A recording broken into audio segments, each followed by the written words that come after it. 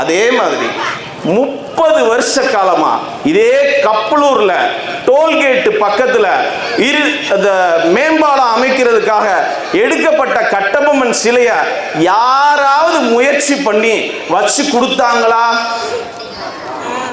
நான் இவ்வளவு விஷயம் கேட்கிறேன்ல, நம்ம பிள்ளைகளுக்கு நடக்கக்கூடிய பிரச்சனைகளுக்கு யார் குரல் கொடுக்குறான்னு கேட்கிறேன்.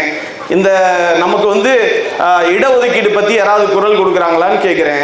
நம்மள ஒருத்தர் வடுக வந்தேரி பாளையர்காரர்களே நீ ஆந்திரா போ தெலுங்கானா போ அப்படின்னு சொல்லி பேசுறப்போ வந்தேரி நம்ம வீட்டு பிள்ளைகளை கொல்ட்டி அப்படின்லாம் பேசுறப்போ யாரு குரல் கொடுத்தா?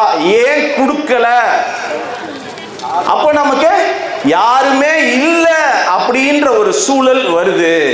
ஆகையினாலதான் நம்மளுடைய அமைப்பு தொடர்ந்து எந்த விதமான நம்மளுடைய மக்கள் பிரச்சனையா இருந்தாலும் சரி அதுக்காக குரல் கொடுக்கிறோம், போராடுறோம், அதை ஜெயிச்சும் காட்டியிருக்கோம், தொடர்ந்து அதை செய்வோம்.